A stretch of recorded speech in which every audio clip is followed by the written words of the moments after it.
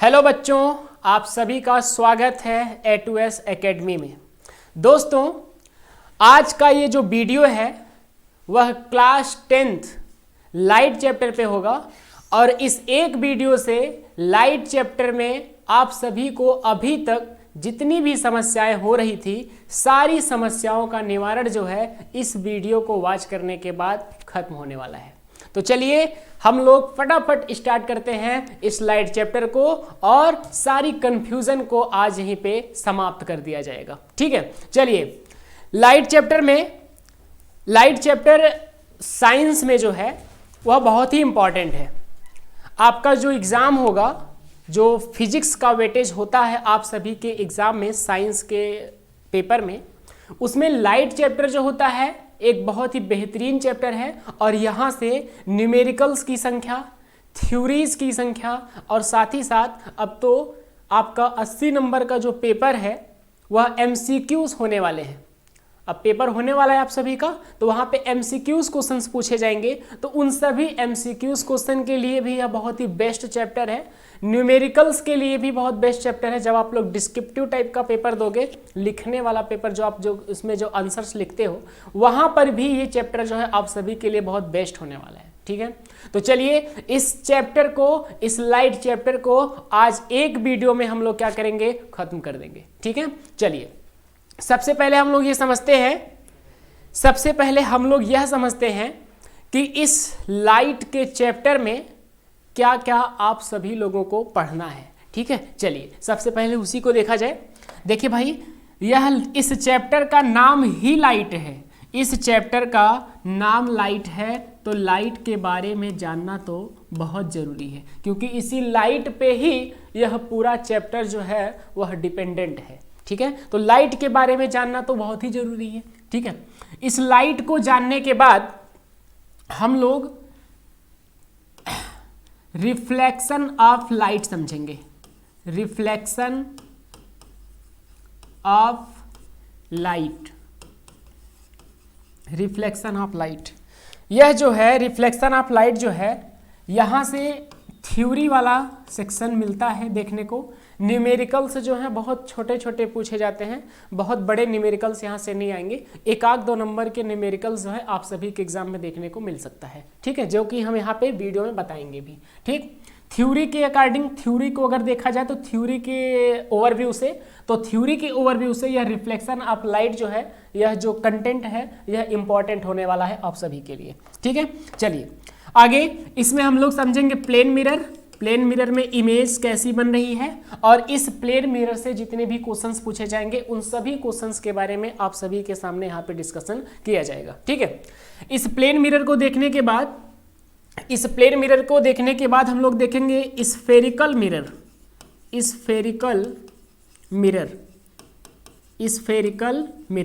और इस spherical mirror में दो प्रकार के मिरर हैं। एक मिरर है कॉनकेव मिरर और दूसरा है कॉन्वेक्स मिरर। यह वेरी इंपॉर्टेंट है। यहाँ से थ्योरेटिकल भी चीज़ें आपके एग्जाम में देखने को मिलती हैं, यहाँ से MCQs क्वेश्चंस भी आप सभी को देखने को मिलेंगे और यहाँ से न्यूमेरिकल प्रॉब्लम्स तो खूब देखने को मिलेगा। आप सभी को एग्जाम में खूब देखने को मिलेगा। यह वेरी इंपॉर्टेंट टॉपिक है लाइट चैप्टर में। ठीक है, चलिए इसके बाद इस स्फेरिकल मिरर को देखने के बाद हम लोग समझेंगे रिफ्रैक्शन ऑफ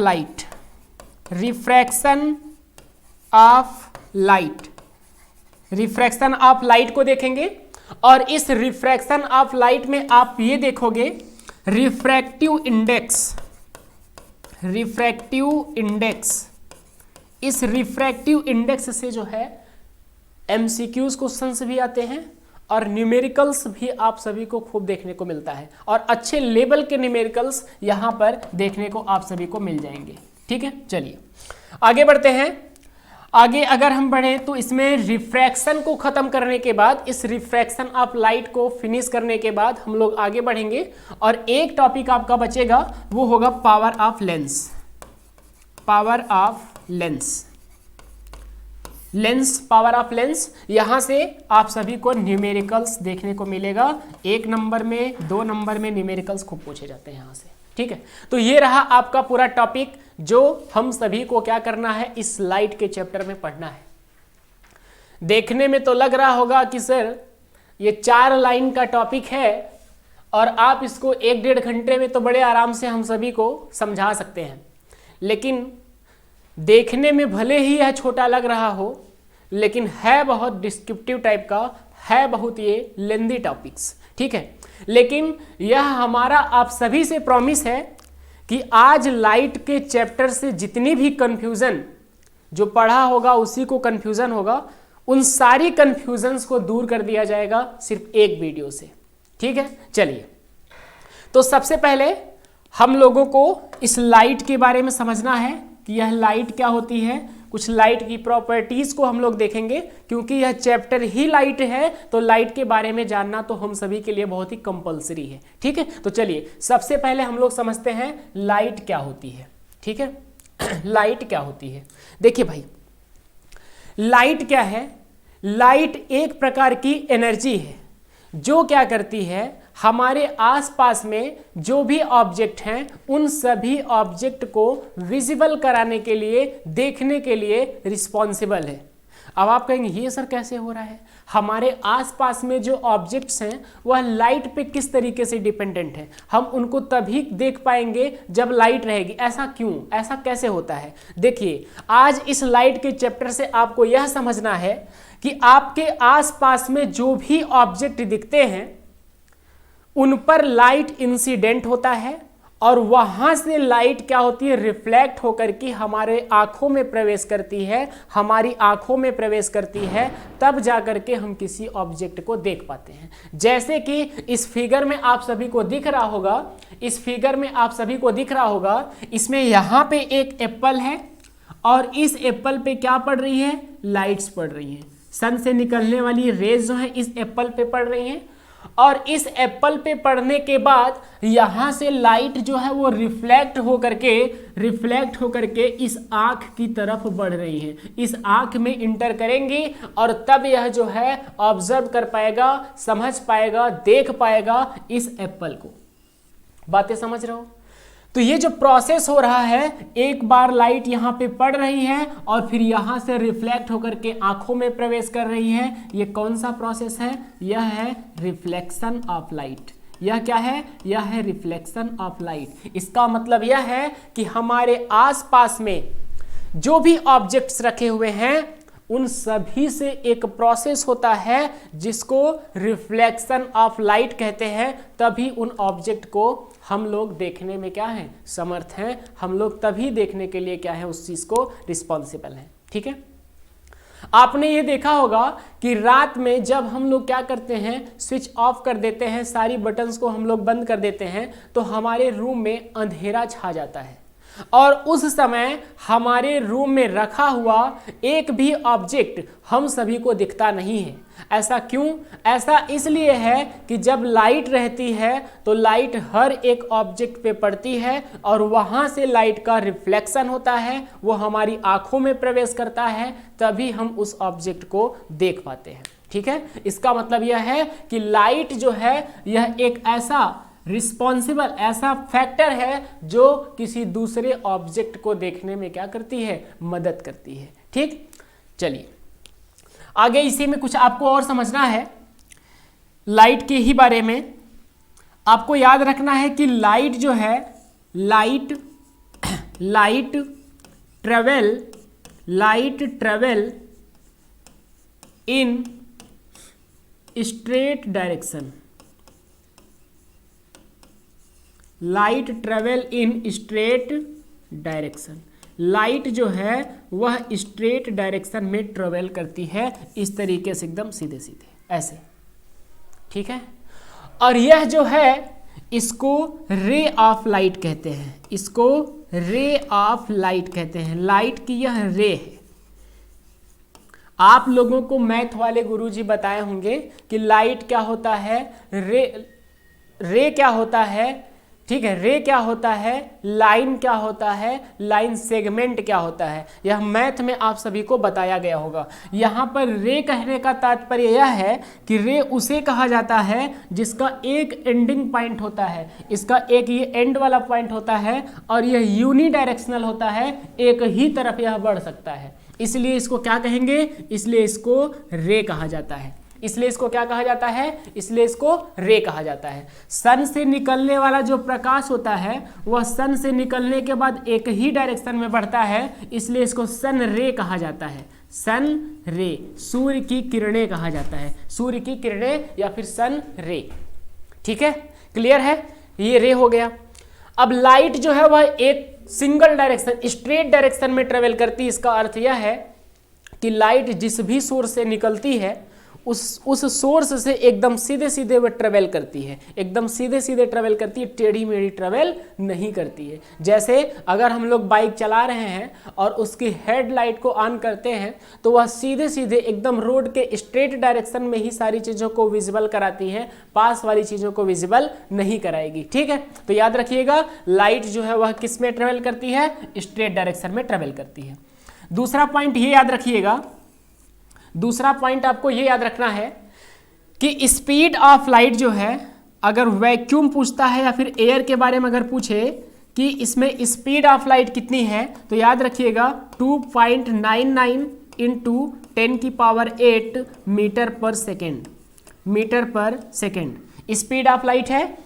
और ये अप्रॉक्स जो है कितने के बराबर, ये 2.99 यह 3 के बराबर है, तो आप इसको लिख सकते हो 3 इंटू 10⁸ मीटर पर सेकेंड, 3 इंटू 10⁸ मीटर पर सेकेंड। तो यह स्पीड ऑफ लाइट है किसमें, एयर में, इतनी तेज से वो दौड़ती है। ठीक है, चलिए अगर आपसे कोई पूछे, अगर आपसे कोई यह पूछे कि एयर में, अगर आपसे कोई यह पूछता है कि एयर तो आपने देख लिया, वाटर में अगर कोई पूछ ले कि वाटर में स्पीड की लाइट कितनी है, तो आप क्या बताओगे, वाटर में स्पीड की लाइट कितनी है बताओ, वाटर में स्पीड की लाइट कितनी है, 2.55 इंटू 10⁸ मीटर पर सेकेंड, 2.55 इंटू 10⁸ मीटर पर सेकेंड। ठीक है, यह क्या है, यह स्पीड ऑफ लाइट है in water, speed of light है यह क्या, इन वाटर।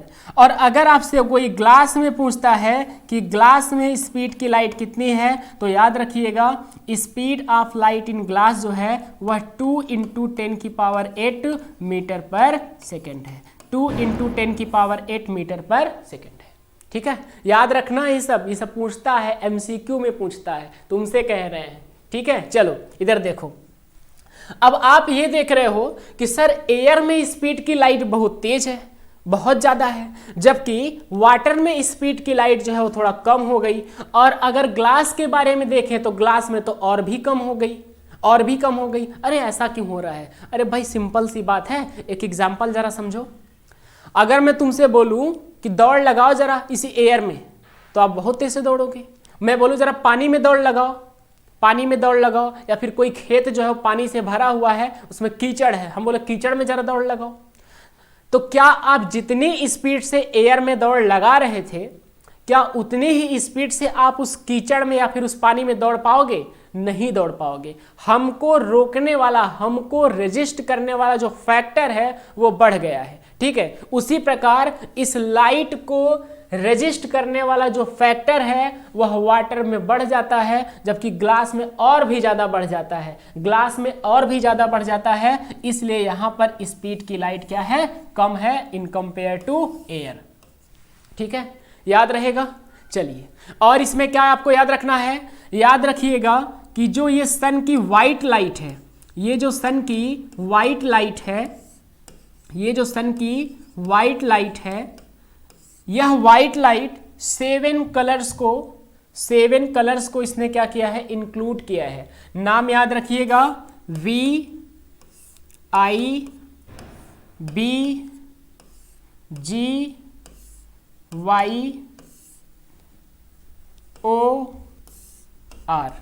7 कलर्स हो गए।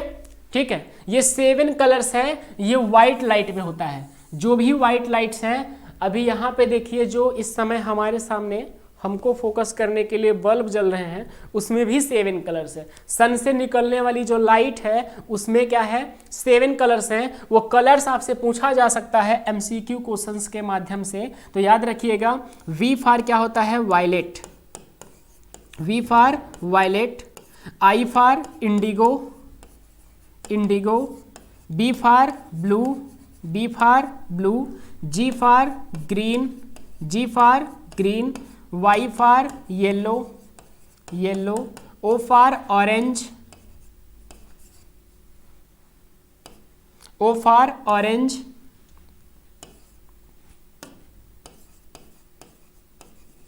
O for orange and R for red.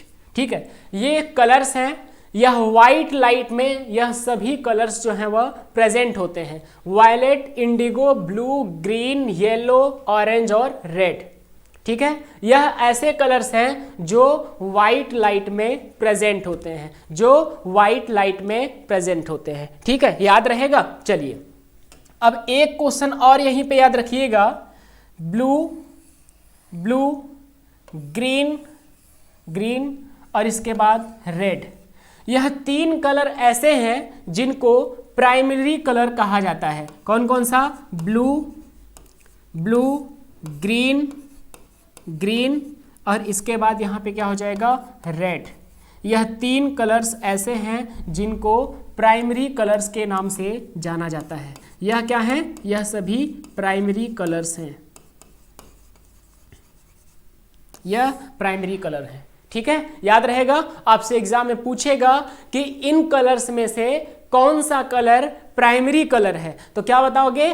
Blue, green और रेड। यह 3 कलर ऐसे हैं जो प्राइमरी कलर कहे जाते हैं, बाकी सब जो हैं वह क्या हो जाएंगे? सेकेंडरी कलर हो जाएंगे। ठीक है, याद रहेगा। बस इतनी सी बात है, इतना कम से कम आपको जो है इस लाइट में याद रखना है, इतना आपको इस लाइट में याद रखना है। ठीक है, चलिए अब नेक्स्ट हम लोग मूव करते हैं। नेक्स्ट अब हम लोग मूव करेंगे रिफ्लेक्शन ऑफ लाइट पे। ठीक है, चलिए सबसे पहले रिफ्लेक्शन ऑफ लाइट को जानने से पहले आपको यह समझना जरूरी है कि अभी जो आपने लाइट का सोर्स देखा है उसमें 2 प्रकार के सोर्स होते हैं जहां से लाइट निकल करके हमारे आसपास के जो ऑब्जेक्ट हैं उनको देखने में हम सभी को मदद करती है। उसमें कौन कौन से हैं? तो याद रखिएगा, एक जो होता है वह ल्यूमिनस ऑब्जेक्ट होता है, जबकि दूसरा जो है वह नॉन ल्यूमिनस ऑब्जेक्ट होता है। MCQ क्वेश्चन में 4 ऑप्शन दे करके किसी एक ऑप्शन को टिक कराएगा और बोलेगा कि बताइए इसमें से कौन सा ल्यूमिनस है और कौन सा ऑब्जेक्ट नॉन ल्यूमिनस है। याद रहेगा।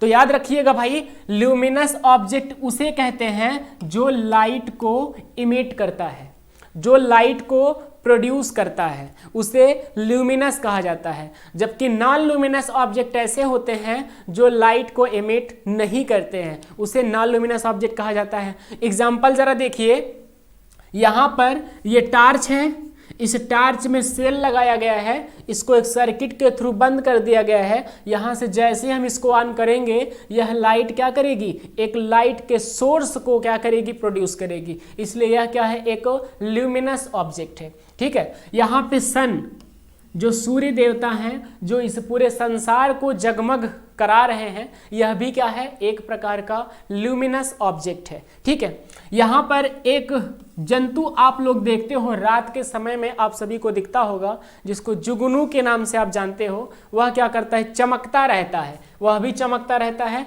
वह क्या है? एक प्रकार का ल्यूमिनस ऑब्जेक्ट है। यहाँ पर हमारे सामने यह LED देखो, यह भी क्या कर रही है? प्रकाश को निकाल रही है। यह भी इस समय क्या है? ल्यूमिनस ऑब्जेक्ट है। यह भी इस समय क्या है? ल्यूमिनस ऑब्जेक्ट है। लेकिन मान लो ये खराब हो जाएगी तो ये नॉन ल्यूमिनस हो जाएगी, फिर ये लाइट को प्रोड्यूस नहीं कर रही है। ठीक है, चलिए अगर नॉन ल्यूमिनस के बारे में पूछता है, ये पेन, ये देख लड़की देख रहे हो तुम लोग, ये भी नॉन ल्यूमिनस है, ये भी लाइट को प्रोड्यूस नहीं करती है। बात समझ रहे हो? और ये बुक्स, ये बुक्स आसपास में जरा आपने देखो, जहां पे बैठे हो जरा आसपास में देखो, कितने सारे नॉन ल्यूमिनस और ल्यूमिनस ऑब्जेक्ट्स हैं। उसको क्रम से उसका नाम लिखो और कमेंट में मुझे बताओ कि ऐसे कौन कौन से ऑब्जेक्ट हैं जो ल्यूमिनस हैं और ऐसे कौन कौन से ऑब्जेक्ट हैं जो नॉन ल्यूमिनस है। अब कंफ्यूजिंग वाला जरा मैटर देखिए, आपसे कभी वो पूछता है कि बताइए मून क्या है, मून जो है वह ल्यूमिनस है कि नॉन ल्यूमिनस है, तो तुरंत आप लोग टिक लगाते हो कि यह ल्यूमिनस ऑब्जेक्ट है। याद रखना भैया, यह नॉन ल्यूमिनस ऑब्जेक्ट है। यह क्या है? यह नॉन ल्यूमिनस ऑब्जेक्ट है। यह क्या है? वह नॉन ल्यूमिनस ऑब्जेक्ट है। अब कहो अरे सर चमकता तो है रात में, रात में हमको देखने पे तो चमकता है। अरे भैया वो चमकता है कैसे? वह चमकता इसलिए है क्योंकि सन की लाइट, यहाँ पे देखो ये मून है, ठीक है, तो इस सन की लाइट जो है इस पे जब पड़ती है, जितने हिस्से पे पड़ती है और यहाँ से रिफ्लेक्ट होकर के कहाँ पे आता है? ये अर्थ पे आता है।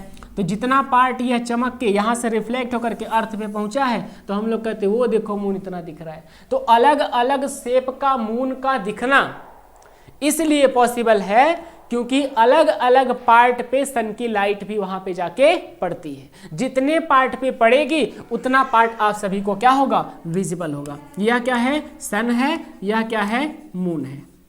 ठीक है, और यह क्या है? अर्थ है।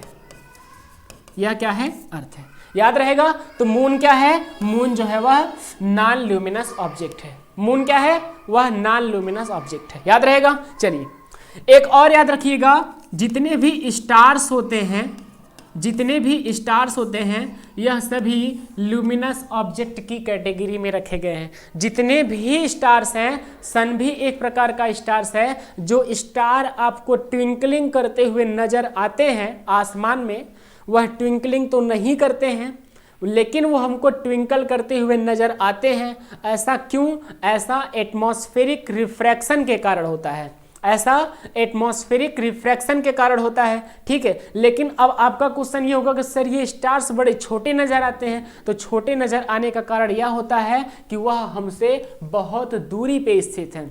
यह स्टार्स, उन स्टार्स में से कुछ स्टार्स ऐसे हैं जो इस सन से भी बड़े हैं, लेकिन वह इस पृथ्वी से अधिक दूरी होने के कारण वह हमको छोटे विजिबल होते हैं, छोटे दिखाई देते हैं। ठीक है, चलिए नेक्स्ट।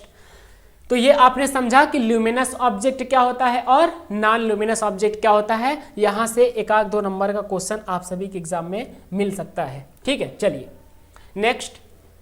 अब अगला हम लोग समझते हैं रिफ्रैक्शन ऑफ लाइट। यह रिफ्रैक्शन ऑफ लाइट क्या होती है? यहां से यह एक थ्योरेटिकल टॉपिक है। यहां से थ्योरी आप सभी से पूछी जा सकती है डिस्क्रिप्टिव में, जहां पे आप सभी को लिखना पड़ेगा। ठीक है, चलिए देखिए रिफ्लेक्शन ऑफ लाइट क्या है।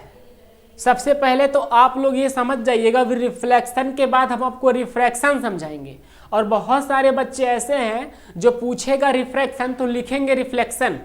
बात समझ रहे हो? उनसे पूछेगा कि what is the process of reflection of light, तो वो लिख के आएंगे कि एक मीडियम से लाइट पास कर रही, दूसरे मीडियम में जाने के बाद नॉर्मल की तरफ वो बेंड हो जा रही है, लिख के आएंगे रिफ्रैक्शन का। बातें समझ रहे हो? तो इसलिए याद रखिएगा रिफ्लेक्शन क्या होता है और रिफ्रैक्शन क्या होता है। रिफ्रैक्शन अभी मैं आपको आगे पढ़ाऊंगा, लेकिन पहले आपको रिफ्लेक्शन समझना है। एक पहले सिंपल सा एग्जांपल समझिए कि आप सभी लोग अपने घरों पे आसपास में कुछ ऐसी एक्टिविटीज करते हुए कुछ बच्चों को देखा होगा। आप भी बहुत बूढ़े नहीं हो सकता है कि आप भी इस तरीके की एक्टिविटी कर रहे हो, जिसमें आप लोग क्या करते हो, अपने घर का जो प्लेन मिरर है, अभी बहुत लोगों को पता ही नहीं होगा कि प्लेन मिरर कहाँ है। अरे भैया प्लेन मिरर उसे कहते हैं जो आपके घरों में लगा होता है, जिससे क्या करते हो आप मेकअप करते हो। लड़कियां देखते हो संवारती अपने बालों को खड़ा होकर मेकअप उसके मिरर के सामने, वह क्या है? वह एक प्रकार का प्लेन मिरर है। ठीक है, उस प्लेन मिरर को कुछ बच्चे ले करके सन के सामने फोकस करते हैं, तो सन की लाइट जब उससे पड़ती है तो उसको वो मिरर को अलग अलग डायरेक्शन में टिल्ट करके बड़े मजे लेते हैं। वो लोग क्या करते हैं, रोड से जाने वाला कोई व्यक्ति है तो उसकी आंखों पे चमकाते हैं, जिससे वो गिर पड़ता है बेचारा। बातें समझ रहे हो? यह जो प्रोसेस है, यहाँ पे देखो, यह प्लेन मिरर है, यह प्लेन मिरर है। यहाँ से जो सन की लाइट निकल रही है, पहले वो इस पे इंसिडेंट होगा, इस पे इंसिडेंट होगा, और यहाँ पे इंसिडेंट होने के बाद ये क्या करता है, इस मिरर को टिल्ट करता है, इसे घुमाएगा। ठीक है, और घुमाने से क्या होता है, इसका अलग अलग डायरेक्शन में क्या होता है, अलग अलग डायरेक्शन में इसका रिफ्लेक्शन होता है, अलग अलग डायरेक्शन में इसका रिफ्लेक्शन होता है। यह जो प्रोसेस है, एक बार लाइट आई और इस प्लेन मिरर पे पड़ी और इसके बाद ये रिफ्लेक्ट हो गई, इसी प्रोसेस को क्या कहते हैं? रिफ्लेक्शन ऑफ लाइट कहते हैं। इसी प्रोसेस को क्या कहते हैं? रिफ्लेक्शन ऑफ लाइट कहते हैं। लेकिन इतने से तो काम एग्जाम में चलने वाला है नहीं कि शीशा चमका दिया सन के सामने, हो गया रिफ्लेक्शन। आप लोगों को तो लिखना पढ़ना पड़ेगा ना भाई, आप लोगों को कुछ तो इसमें समझना पड़ेगा। ठीक है, तो जरा इस समझिए, लड़का देख रहे हो, ये लग तो गया है भाई, इमेज भी मैंने लगा रखा है। ये देखो सन के सामने देखो मिरर लेके खड़ा है, अब सन से लाइट निकल के आ रही, देखो इसके मिरर पे पड़ रही है, उस प्लेन मिरर पे, और प्लेन मिरर पे पड़ने के बाद देखो यहां से इसे पड़ी और ये रिफ्लेक्ट होकर के क्या हुई? इस वाल को देखो, इस वाल पे जाकर के इंसिडेंट हो रही है। दिख रहा है कि नहीं? यह जो प्रोसेस है, इस प्रोसेस को क्या कहते हैं? रिफ्लेक्शन ऑफ लाइट कहते हैं। इस प्रोसेस को क्या कहते हैं? रिफ्लेक्शन ऑफ लाइट कहते हैं। याद रखे ना, ठीक है, याद रहना चाहिए एग्जाम तक, उसके बाद भूलना, अभी मत भूलो। चलो अब हम लोग इस पूरे प्रोसेस को समझते हैं और इसमें जो लॉज हैं, लॉ ऑफ रिफ्लेक्शन, उसको समझते हैं। देखिए भाई, यहाँ पर ये जो नीचे आप सभी को दिख रहा है इस तरीके से लेटा हुआ, कुछ लोगों के बुक में, कुछ बुक्स में इसको ऐसे कर दिया है, तो आप लोग कंफ्यूजन में मत रहिएगा। यह भी प्लेन मिरर है और यह भी प्लेन मिरर है। इसमें क्या किया गया है? इसको इस तरीके से हॉरिजॉन्टली रखा गया है, जबकि कुछ बुक वाले इसको वर्टिकली रख दिए हैं। कोई वर्टिकल ऐसे बना देता तो आप लोग कहते हो गलत है, गलत नहीं है, वो भी सही है। अब इधर देखो ध्यान से, यह एक प्लेन मिरर है और इस प्लेन मिरर के एक साइड में क्या किया जाता है? कोटिंग कर दिया जाता है। इस प्लेन मिरर के एक साइड में क्या कर दिया जाता है? कोटिंग कर दिया जाता है। क्या कर दिया जाएगा? कोटिंग कर दिया जाएगा। यह कोटिंग किसकी होती है? यह पूछ लेता है एग्जाम में। यह कोटिंग जो है किस पदार्थ की, किस मटेरियल से किया जाता है? तो याद रखिएगा, सिल्वर आयोडाइड। ठीक है, रेड पेंट होता है, यहाँ पे एक रेड पेंट होता है, इस सिल्वर आयोडाइड से क्या कर दिया जाता है? ठीक है, इससे जो है इसको चारों तरफ पूरा बढ़िया से पेंट कर दिया जाता है, जिससे कि वन पार्ट जो होता है, एक पार्ट जो होता है, एक पार्ट से इसका लाइट का रिफ्लेक्शन हो सकता है, जबकि दूसरे पार्ट से लाइट का रिफ्लेक्शन नहीं हो सकता है। याद रहेगा? ठीक है, चलिए अब जरा इस फिगर में देखिए, यहां से इस तरीके से लाइट इस पे इंसिडेंट हो रही है और जैसे यहां पे इंसिडेंट हो रही है, इसके बाद यह लाइट इस तरीके से बाहर चली जा रही है, चली जा रही है। ठीक है, यह जो लाइट यहां से आ रही है, किसी भी सोर्स से आ रही होगी, इस लाइट का नाम क्या है? Incident ray. और जो लाइट यहां पे पड़ने के बाद रिफ्लेक्ट होकर के बाहर चली गई, इस लाइट का नाम क्या है? इस लाइट का नाम है रिफ्लेक्टेड रे। याद रहेगा, यह क्या है? इंसिडेंट रे और यह क्या है? Reflected ray. यह क्या है? इंसिडेंट रे और यह क्या है? Reflected ray. याद रहेगा। अब जिस पॉइंट पे यह रे टकराती है, उसी से सीधे सीधे एक लाइन ऐसे, वर्टिकल लाइन ऐसे ड्रा कर दो। इस लाइन का नाम क्या होता है? नॉर्मल। इस लाइन का नाम क्या होता है? नॉर्मल। याद रहेगा, क्या नाम होता है? नॉर्मल होता है। ठीक है, अभी याद रखिएगा, नॉर्मल और इंसिडेंट रे के बीच का जो एंगल होता है, इसको आई कहते हैं। नॉर्मल और रिफ्लेक्टेड रे के बीच का जो एंगल होता है, इसको आर कहते हैं। यह क्या है? आई है, जबकि यह क्या है? आर है। ठीक है, आई और आर, इसको इस तरीके से लिखते हैं एंगल आई, और इसको क्या लिखते हैं? Angle r. इसको लिखते हैं एंगल आर। क्लियर है? ठीक है, यह जो पूरा प्रोसेस है, यह जो पूरा प्रोसेस, यह जो पूरा फेनामेना है, यह रिफ्लेक्शन ऑफ लाइट है। यह क्या है? Reflection of light. Reflection of light. ठीक है, यह रिफ्लेक्शन ऑफ लाइट है। ठीक, चलिए अब इसमें लॉज ऑफ रिफ्लेक्शन याद रखिएगा। आपसे पूछता है कि लॉज ऑफ रिफ्लेक्शन,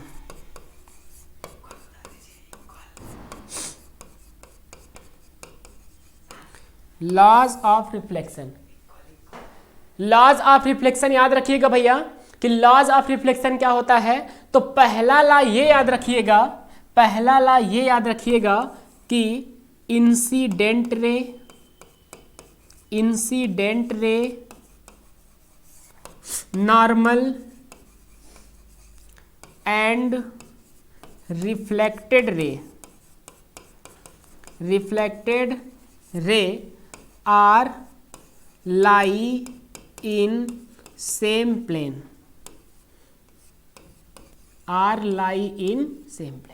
यह पहला हो गया, यह पहला है law of reflection.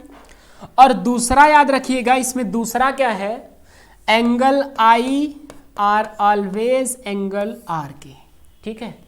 Incident angle are always equal to angle of reflection, ठीक है। यह दो लॉ हैं जो आपसे एग्जाम में पूछे जाएंगे। यह इसका पूरा डायग्राम बना करके इस तरीके से आप इसको लिखिएगा, ठीक है। समझ में आ रहा है? चलिए आगे बढ़ते हैं। अब आपको इसमें यह समझाने की कोशिश करते हैं कि किस तरीके से छोटे, बहुत बड़े क्वेश्चंस यहाँ से नहीं आएंगे, छोटे छोटे क्वेश्चंस आते हैं एमसीक्यू में। यहाँ पे देखिए कैसे क्वेश्चंस मिलता है देखने को एग्जाम में। वो कहता है कि प्लेन मिरर और रिफ्लेक्टेड रे के बीच का एंगल, क्या बोल रहा है? बोल रहा है कि प्लेन मिरर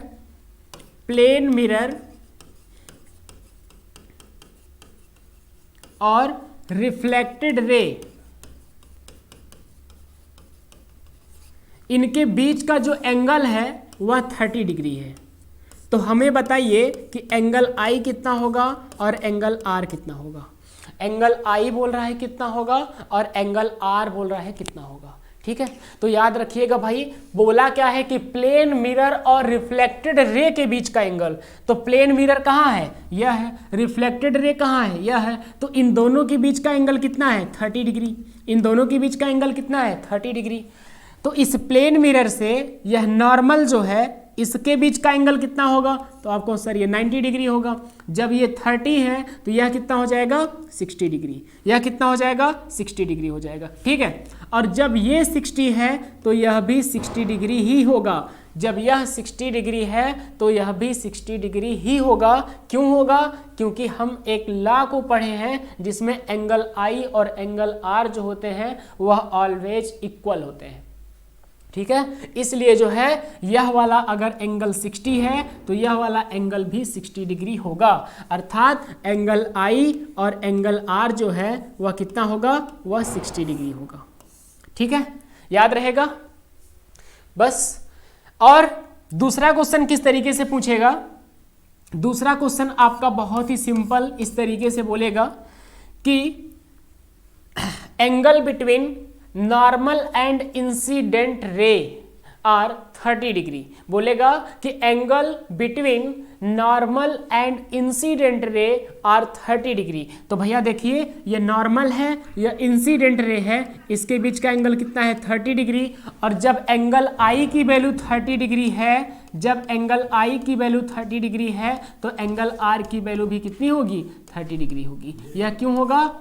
तो आप कहेंगे यह लॉ ऑफ रिफ्लेक्शन के कारण होगा, जिसमें हमने ये पढ़ा है कि एंगल आई जो है वह एंगल आर के ऑलवेज इक्वल होती है, ठीक है।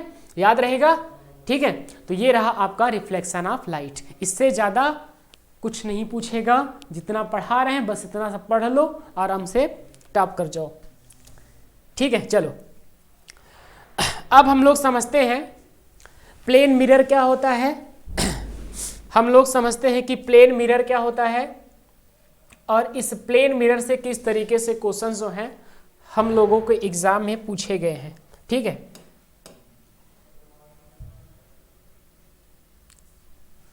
इस प्लेन मिरर से हम लोगों के एग्जाम में किस तरीके से क्वेश्चंस पूछे गए हैं उसको देखेंगे।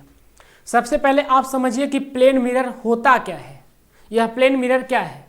तो प्लेन मिरर जो है हमारे घरों में जो शीशे लगे हुए हैं जिससे हम लोग अपने आप को सजाते और संवारते हैं, उसी को प्लेन मिरर कहते हैं, ठीक है। यह प्लेन मिरर देखने में कुछ ऐसा होता है, देखो ये चंगू खड़ा है और यहाँ पे इसका इमेज बन रहा है, यही प्लेन मिरर है, ठीक है। यही क्या है? यह प्लेन मिरर है। अब आप जरा बात को समझिए, ये जो प्लेन मिरर होता है, यह जो प्लेन मिरर है, इससे किस तरीके से क्वेश्चन पूछे गए हैं समझिए। पहला क्वेश्चन ये कहता है कि प्लेन मिरर में जो इमेज बनती है, ये देखिए एक प्लेन मिरर है और इसमें एक बच्चे की इमेज बनी हुई है। इस इमेज का नेचर पूछता है। क्या पूछता है? नेचर। अरे भाई समझो मेरी बात को, जब आप किसी प्लेन मिरर के सामने खड़े हो जाते हो तो आपका इमेज उस प्लेन मिरर में दिखाई देता है। तो आपसे क्वेश्चन में ये पूछेगा कि उस प्लेन मिरर में जो आपकी इमेज दिखाई दे रही है उस इमेज का नेचर क्या होगा। तो याद रखिएगा, इस इमेज का नेचर क्या होगा, तो आप बताइएगा कि इसका यह जो इमेज होगी वह वर्चुअल होगी। कैसी इमेज? वर्चुअल। और क्या बताएंगे? यह इरेक्ट होगा, एकदम सीधा होगा। और इसमें कुछ होगा क्या, तो बताइएगा, इसमें लैटरल इन्वर्जन होगा। क्या होगा? Lateral inversion. अभी मैं आपको समझाता हूं क्या होगा। इसमें लैटरल इन्वर्जन होगा, ठीक है। याद रखिएगा, virtual, erect and lateral inversion, इसका अर्थ क्या है मैं अभी आपको समझाता हूं। देखिए, सबसे पहले आप यह समझिए कि इरेक्ट का मतलब क्या होता है। तो इरेक्ट का मतलब यह होता है कि आप अगर इस तरीके से खड़े हो तो प्लेन मिरर में जो इमेज दिखाई देती है उसमें भी आपका सर ऊपर और पैर नीचे रहता है। ऐसा नहीं होता कि आपका पैर ऊपर चला जाए और सर नीचे हो जाए, ऐसा तो नहीं होता। एकदम जैसे आप खड़े रहते हो उसी तरीके से आपकी उसमें इमेज दिखाई देती है, इसलिए वो कैसा है? इरेक्ट। इरेक्ट का अर्थ क्या होता है? इरेक्ट का मतलब होता है सीधा। इरेक्ट का मतलब क्या होता है? सीधा एकदम, ठीक है। लैटरल इन्वर्जन का मतलब क्या होता है? तो लैटरल इन्वर्जन के लिए जरा इस फिगर को आप देखिए। इस फिगर में आपको ये दिख रहा होगा कि एक लड़का इस प्लेन मिरर के सामने खड़ा है। इसका जो राइट हैंड है जब इसकी इमेज देखी गई इस प्लेन मिरर में तो वो लेफ्ट हैंड की तरह रिएक्ट कर रही है, या फिर कह रहा है कि भैया तुम्हारा राइट हैंड जो है वो लेफ्ट हो जाएगा, तुम्हारा राइट हैंड जो है वह लेफ्ट हो जाएगा। मतलब कि लेफ्ट का राइट और राइट का लेफ्ट कन्वर्जन होना ही क्या कहलाता है? लैटरल इन्वर्जन कहलाता है। लैटरल इन्वर्जन कहलाता है, जैसा कि इस फिगर में आप सभी को दिख रहा है। क्लियर है? तो लैटरल इन्वर्जन आपको समझ में आ गया। अब याद रखिए कि ये वर्चुअल क्या होता है। वर्चुअल के लिए जरा ये देखिए, यह एक प्लेन मिरर है। यह क्या है? एक प्लेन मिरर है, ठीक है। और इसी के जस्ट सामने एक ऑब्जेक्ट जो है, एक लड़का जो है यहाँ पे खड़ा हुआ है, ठीक है। यह लड़का जो है इस प्लेन मिरर के सामने, यह क्या है? प्लेन मिरर है। यह है प्लेन मिरर, यह है प्लेन मिरर। अब इस प्लेन मिरर के सामने यह बच्चा खड़ा हुआ है, और जब खड़ा रहेगा तो इसका इमेज भी तो बनेगा, अब इसका जो इमेज बनेगा वह वर्चुअल होगा। क्यों होगा जरा उसको देखिए। तो इसका इमेज बनाने के लिए रे डायग्राम अगर दिखाया जाए तो एक लाइन आप ऐसे सीधे सीधे इसे पास करा दोगे, और अगर 90 डिग्री पे लाइन जाएगी, 90 डिग्री पे कोई रे पास कराओगे तो जस्ट ऐसी वो रिफ्लेक्ट होकर के बाहर भी चली जाएगी। मतलब कि ये अगर ऐसे जा रही है तो इसी तरीके से ये लौट भी जाएगी, ठीक है। चलिए, एक रे हमने और पास करा दिया ऐसे इस तरीके से। अब यहाँ पे जब वो इंसिडेंट होगा तो क्या करेगा? ऐसे बाहर चला जाएगा, ठीक है। आपने एंगल से देखो यहाँ पे इंसिडेंट कराया है तो उसी एंगल से ये बाहर चला जाएगा, ठीक, इस तरीके से बाहर चला गया। अब ये जो रिफ्लेक्टेड रे है, एक देखिए इस तरीके से बढ़ती हुई आगे चली जा रही है ऐसे, और एक इधर निकल के चली जा रही है।